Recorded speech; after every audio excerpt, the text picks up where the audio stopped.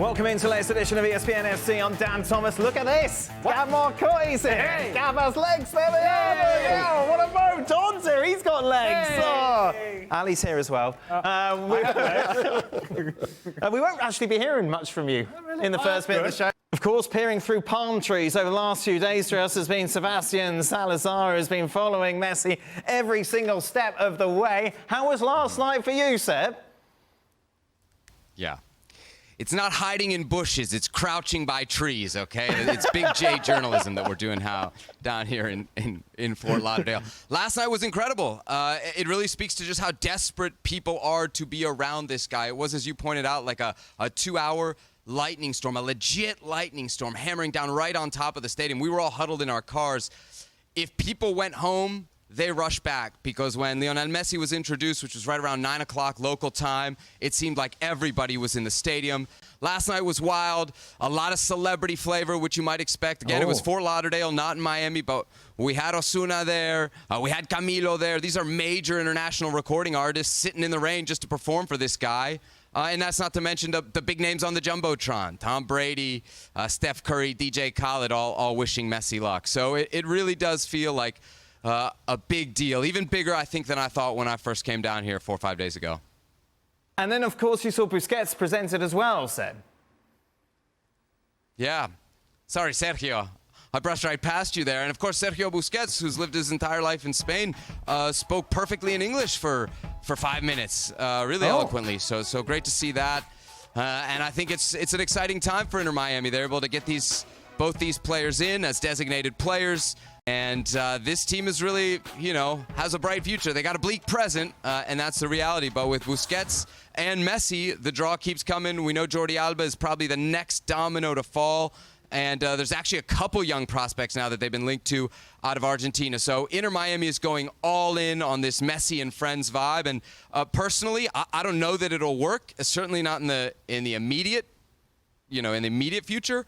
But I can't wait to watch. I cannot wait to watch these guys play in MLS. But Seb, if it's not going to work in the immediate future, how's it going to work in the distant future when everyone's getting really old? Well, I think you can build a team around him in MLS where even with a couple of older guys, you can compete. And even in the not-too-distant future, there's a chance for Lionel Messi to make a big impact. When you look at the regular season, it's probably gone. By the time they restart regular season play, it'll be August 20th. There's 12 games left. I mean, the numbers just don't support that they could, make the type of turnaround. On top of that, I don't think he's going to play all 12 games with international duty and whatnot. The Leagues Cup is far-fetched. Maybe they get out of that group, but they probably don't go far in the tournament.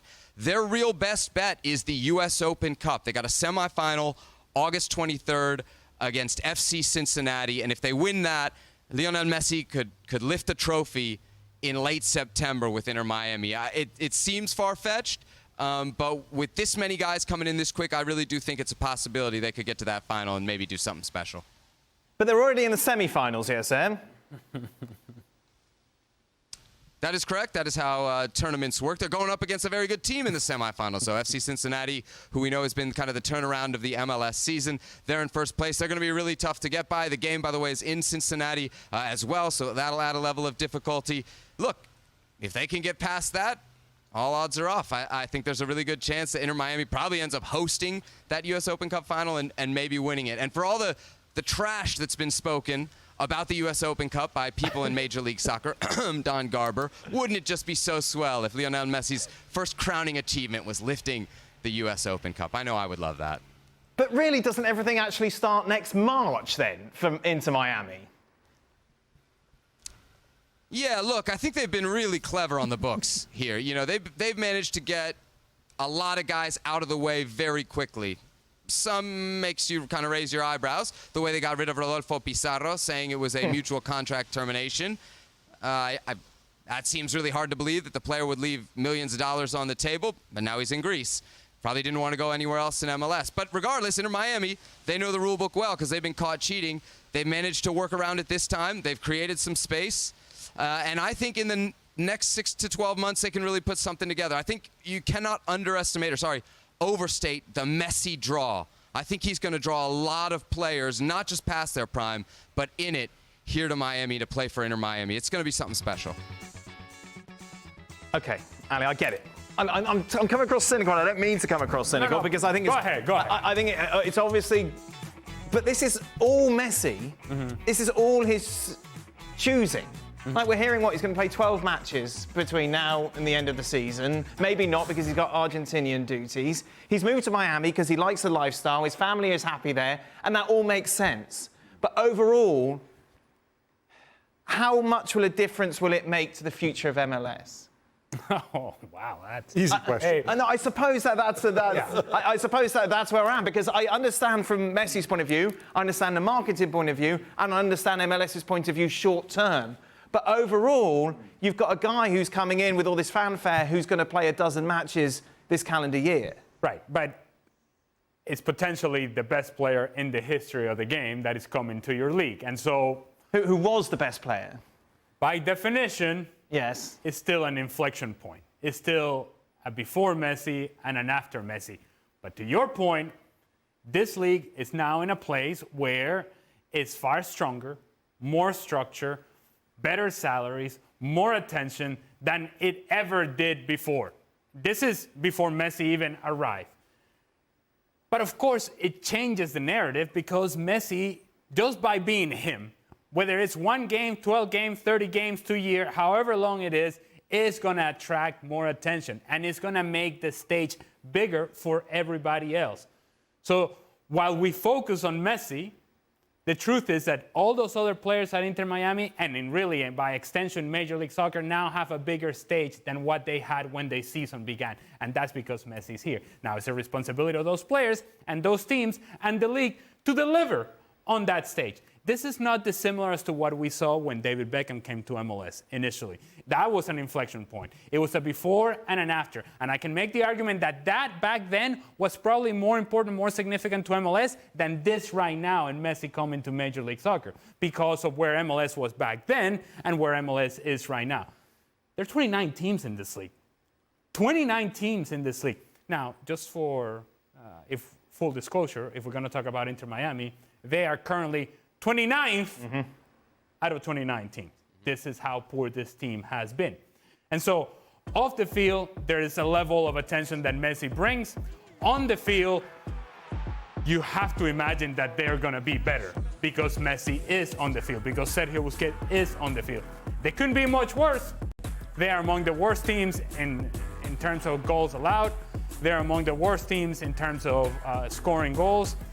If you want any more information as to how bad this team has been, the last time that they won a game in MLS action was in May 13th.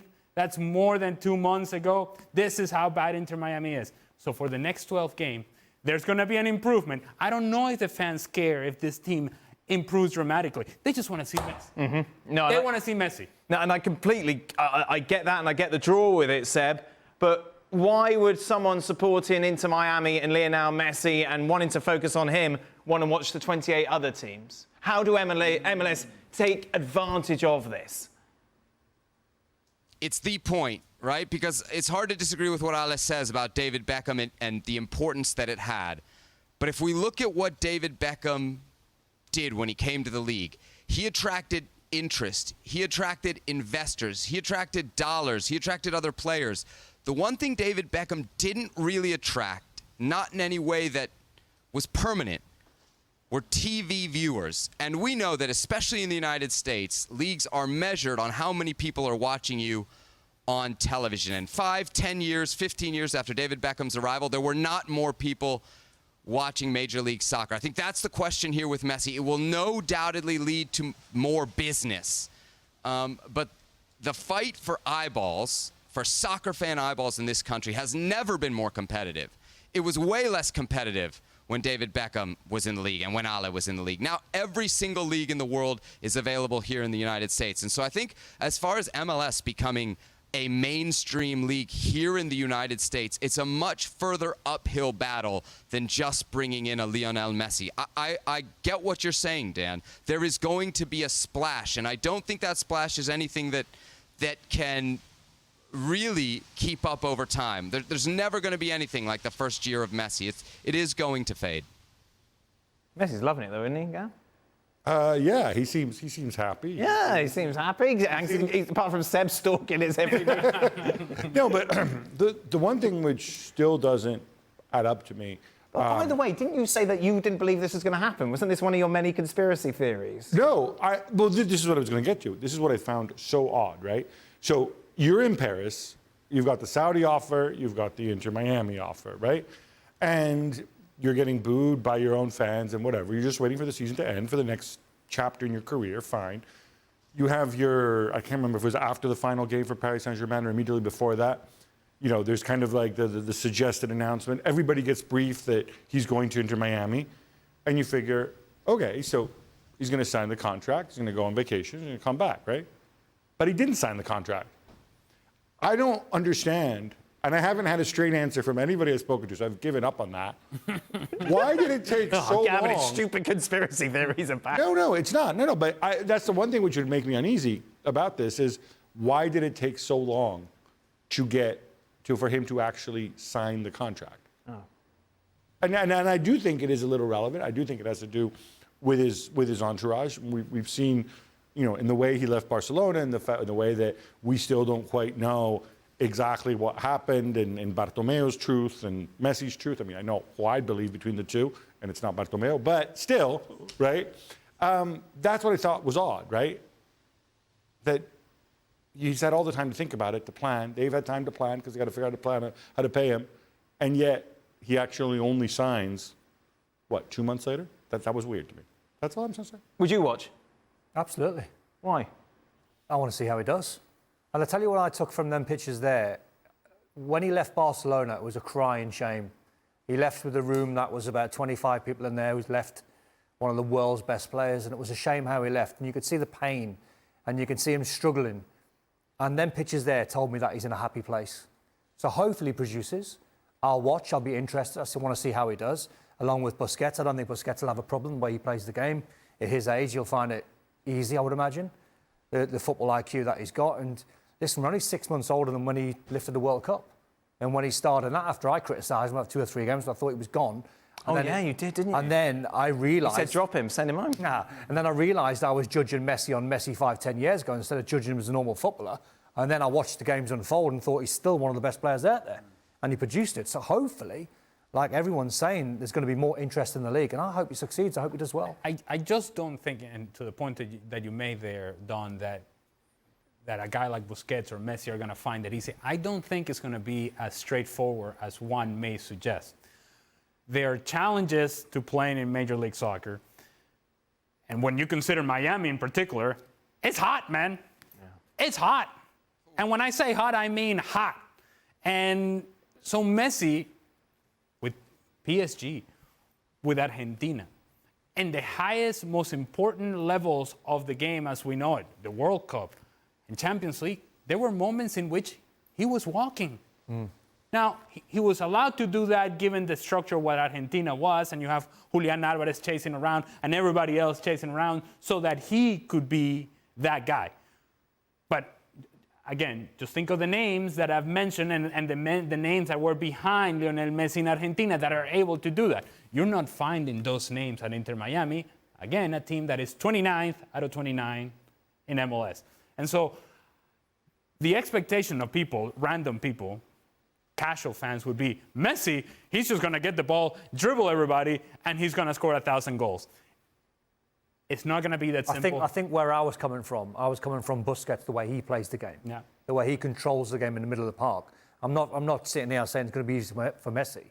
Yeah. It's going to be hard for him. And I think the way Busquets has played the game all his career, I would imagine he won't be faced. I think his legs are falling off. Though, I think he's going to be equally hard for Sergio Busquets as well. Because there's a lot of running that is going to have to be done in order to cope. Did he do running at Barca for 10 years? Okay, I'm sorry, but who are the players next to him? Right. There's a long track record of especially older midfielders with big names coming to MLS and really struggling. Well, Pirlo really committed, didn't he? Pirlo, Gerrard as well. Lampard, relative to the strikers, there's a long, I think Ali knows this inside out. That would be my concern. The other thing with Busquets is he just sits there and, he controls the game. He passes it to people who receive the ball and pass it back to him. Who's he passing the ball to here in the middle of the park? Well, we'll leave with that open question. Intriguing as it may be. Oh, I like the mystery. Sherlock. Well, thank you very much for watching ESPN on YouTube. For more sports highlights and analysis, be sure to download the ESPN app. And for live streaming, premium content, and let's not forget as well, ESPN FC 7 days a week. Subscribe to ESPN Plus.